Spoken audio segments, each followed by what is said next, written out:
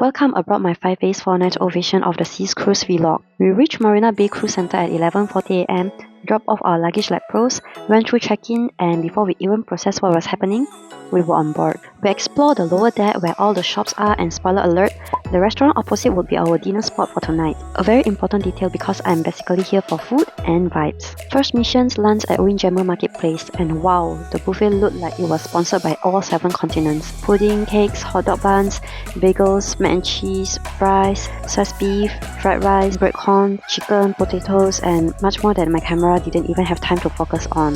Here's my plate: fried rice with way too many green beans, German fried pork, stewed beef, fish, pumpkin, and spiced cauliflower. Honestly, my food choices looked like I was confused and hungry at the same time, so here's my friend's plate, which probably represents normal people food. Clearly they lean more towards Western cuisine because bagel plus meat patty plus sausage is very American energy. Then I brought you guys outside to the outdoor seating because the view was incredible. Blue sky, blue sea, and yes, it was still dark, but I was already in full holiday mood. I think like I flew 8 hours to get here. Check into our room, comfy bed, sofa, table, mirror, tiny but cute bathroom, and a balcony with a sea view. Okay, technically slightly obstructed, but let's stay positive.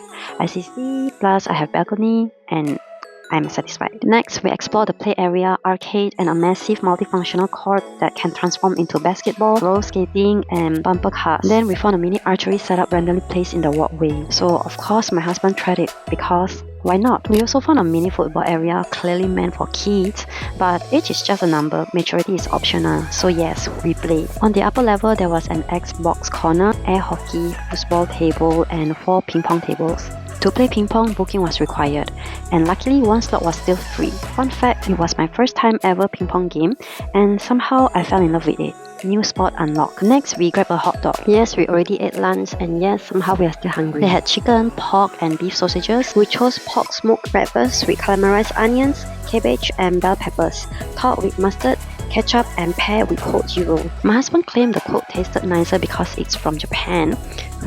Okay sir, but the hot dog was legit delicious. If you like hot dogs, don't miss this spot.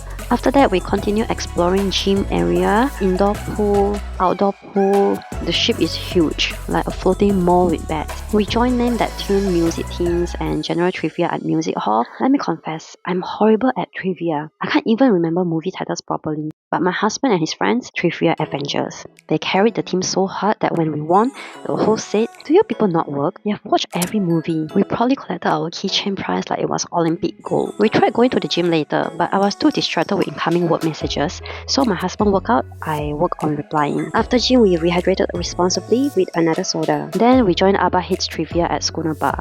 Here's the funny thing, I don't even listen to ABBA, so once again, I attended as emotional support. And yes, our team won again. Prize, another keychain. Dinner time at Wonderland Restaurant. This place is not a normal restaurant. It's fine dining plus magic show plus art class plus culinary mystery all in one. When we sat down, they didn't give us menus. No, they handed us a blank picture frame and a paintbrush like we were attending trial class at Nava. The instructions: dip the brush in water, paint on the frame, menu magically appeared. Easy, right? Everyone else refilling menu like Hogwarts students. Me drawing a heart shape because I'm romantic, hungry, and clearly in the wrong faculty. My friend ordered smoked wings, a whiskey cocktail that came with dramatic smoke. My husband got Cheshire Cat Cosmo, vodka plus cranberry plus fluffy pink cutter candy. Every dish looked like it came with a storyline and an NDA agreement. Bird's nest, crispy kataifi, egg yolk, blue cheese, mayo, and sriracha. This dish gave me a small identity crisis. But wow, super delicious. Citrusy, spicy tuna stuffed inside a lime, topped with sorbet and caviar. Sour, spicy, cold, and luxurious. Crispy crab cones, crab plus avocado plus wasabi. Tiny ice cream cones but seafood addition. Tomato water. Tomato juice but clear. At this point, I believe the chef graduated from Hogwarts School of Culinary Sorcery. Potted shrimp. Giant shrimp wrapped in crispy kataifi. 10 out of 10 approved by my soul. Liquid truffle mushroom risotto. Creamy plus parmesan crisp. Looked like mushroom heaven, but the taste, yeah, not for everyone. Liquid lobster, lobster plus lobster sauce and caviar. This dish came in with diva energy. And yes, all of that was just the appetizers. Top 3 winners: bird's nest, potted shrimp, and liquid lobster. Main course, I ordered the short ribs, melt in your mouth tender, served with mashed potato and a rainbow of purees, tomato, beetroot, butternut squash, and apple. My husband ordered pork with peppercorn sauce.